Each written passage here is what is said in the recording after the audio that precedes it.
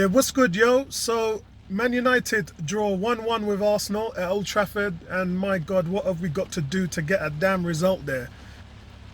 I hear some people saying, yeah, we didn't lose.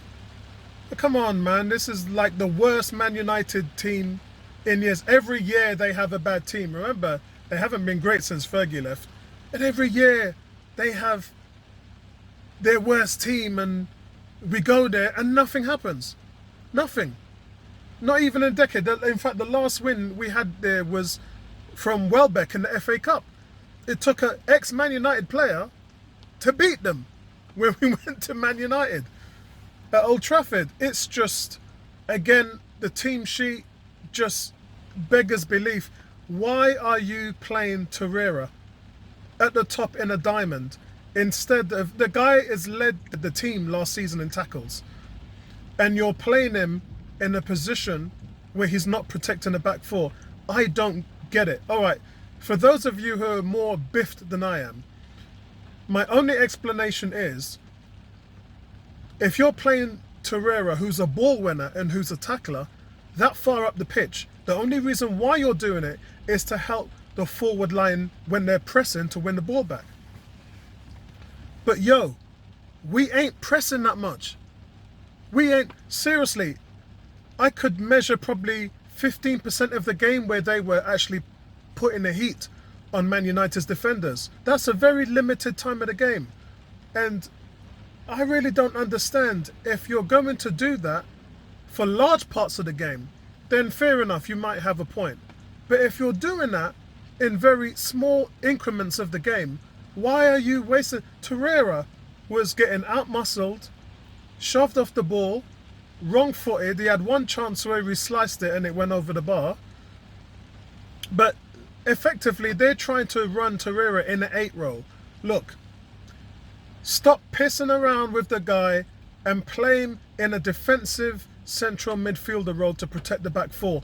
Otherwise, as I said in my player ratings, which by the way is in the comment section below, you're going to ruin him. If you don't put Torreira in the position that he was in last year, you're going to ruin the player's career, because so far this year in 7 games, not once have you played him where he's most effective. And if the plan is for you to sacrifice Xhaka in that position to leave Torreira on the bench, then bro, you've already got 3 years of history to tell you that Xhaka can't do it in that position. You've already got 3 years of telling you that Xhaka hasn't led this team to a top 4 position. And not only that, but the 51 goals you let in last year and the 51 goals you let in the year before that, that's all come from a lack of protection in front of the back four. So, dude, Emery, you're playing yourself out of a job at the moment. You better fix up, bro. You better fix up. While we're on the down parts, Pepe, look, I'm not going to have a go too much at him because we need to get behind our players and support them. And he's obviously suffering with confidence, which he's come out again today and said so. But what we need to do is not bench him, because he won't be able to do nothing from sitting on the bench. He won't be able to effectively get himself in the right frame of mind. Of course, if you drop him, then he's always got the Europa games that he can try to pick up that confidence in, or League Cup and FA Cup. That might help. But yo, listen. He don't look like a 72 million player right now. And the guy led the European leagues in dribbles last season. I've really, outside of the Liverpool game where he dribbled past Van Dijk, I've really seen him even attempt to take the ball forward and take on defenders. Yesterday, he was just passing sideways and passing backwards. He was playing it way too safe. It just wasn't happening for him. The ball went nowhere. 2 of them went out of play. And there was nothing progressively good about his passing last night. And so, yeah, look, I'm not going to kick a man when he's down, but he's definitely struggling at the moment. Kolasinac, I thought, was very consistent, because you can see he was told that he wasn't supposed to go too far up the pitch and lose that back four shape. The back four had a good shape yesterday. The midfield, again, was average. And I really think that Emery's future this year and our results is going to solemnly depend on him getting that midfield right. Because at the moment, they're really struggling in providing any assistance to the free strikers.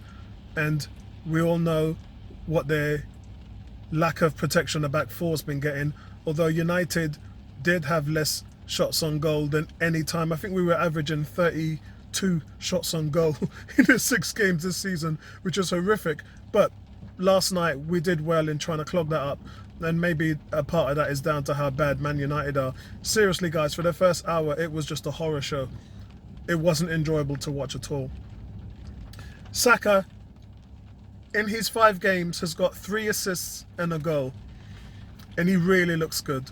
And this is a player that we didn't have to go out and buy. And I did put in my player reviews, what I like about Saka is he's so heady going forward. He wants to attack all the time. He wants to take defenders on. And when he gets the ball, he can shield it like Lacazette does. At times yesterday, 2 or 3 times, when he got the ball played to his feet, he held back 2 Man United players before playing it on. And one time he shifted the ball past them and beat the 2 of them, left them standing in thin air. And I really like what this guy is. He's such a ballsy player. I love what I see in him. And again, let's talk about the man of the match, which is Guendouzi. So much energy, so much vision, so much positiveness on the ball. Not just in defence. He's back there defending, tackling, taking the ball off United players. He was in helping David Luiz on the 6-yard line, heading balls away, out of danger, clearances. And this guy's got everything to his game. There isn't one thing the guy can't do except for score goals. And do you really need somebody to score goals for you when he's providing assists, he's providing chances to score? And he's just that ultimate box-to-box midfielder. Everybody is coming out in social media and giving the man props. Cesc Fabregas was the last one to do it last night, where he just said, wow, Arsenal have got themselves a serious player. And again, that for me, I believe that, is that 4 or 5? I think that's 5 man of the matches for Guendouzi. My Lord, 5 man of the matches in 7 games. This guy's a serious talent. And Aubameyang, what a finish. I mean, you've got to think to yourself that he was under pressure.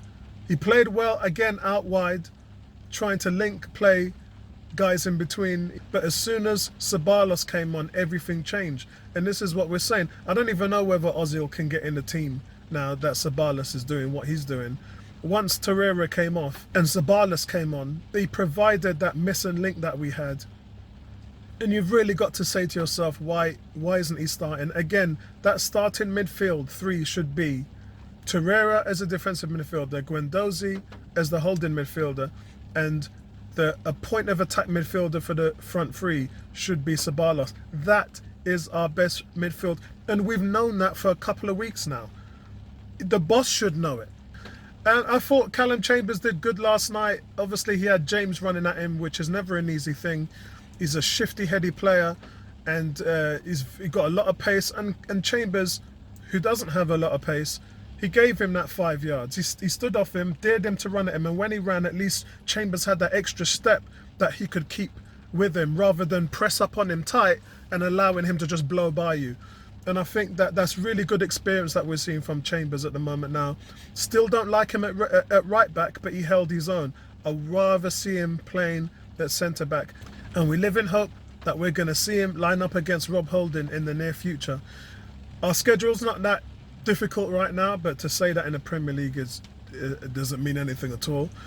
But we don't have a top 6 team that we're playing as of now. Leading up to Christmas, I expect Tierney's going to be back, Bellerin's going to be back, Lacazette's going to be back this month. Plug in them 2 bookends in Holding and Callum Chambers, and let's see how far this team can go. I think Emery's just going to keep going with Socrates, Luiz, and he's going to keep going with Xhaka, and them guys are just going to get you murdered, man. Them guys are not going to change anything. We've seen the results of the first 7 games. We've seen how many goals we've let in. You're not going to learn anything new from those guys that you got in there at the moment. But overall, guys, I think yesterday was a bit of a disappointment. It was definitely 2 points lost.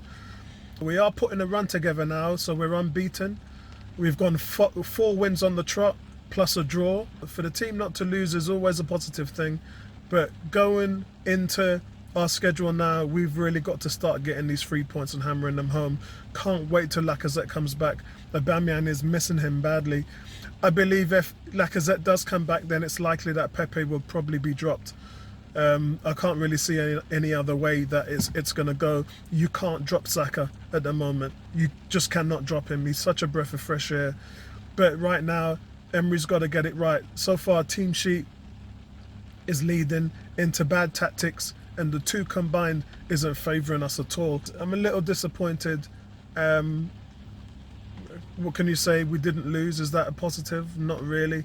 Old Trafford, we drawed there last year 2-2, so ain't really doing nothing. Hopefully we'll get this thing going. It's really frustrating, but we just have to go with it and back our team and then see where we go from there. And peace out, guys. Right back at you, man. Sweet.